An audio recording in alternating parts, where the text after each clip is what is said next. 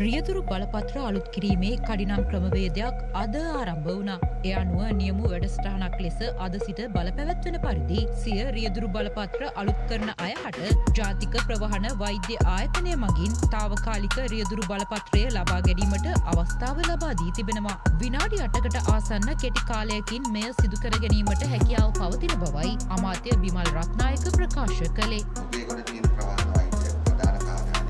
Driving licence එකක් අලුත් කරගන්න එන කෙනෙක් වෛද්‍ය සාධක අරගෙන මෙතනදීම ඇඟිලි සලකුණුත් දීලා මෙතනදීම ඒගොල්ලන්ට පුළුවන් මුදල් ගෙවලා తాවකාලික රියදුරු බලපත්‍රය ලබාගෙන යන්න. අපි බැලුවම එකට ගියේ විනාඩි 7යි තත්පර 47යි. తాවකාලික බලපත්‍රයේදී නිකුත් කරනවා. ඒක අනිවාර්යයෙන්ම අපි අනිවාර්යයෙන් කරලා බලාපොරොත්තු වෙන මේ හේතුවෙන් අපිට වේරහ ඇති වෙන තදබදයේ පාතාවේ වලස ගන්න තමයි බලන්නේ. බලාපොරොත්තු වෙන මේ తాවකාලික බලපත්‍රය දිනන එකම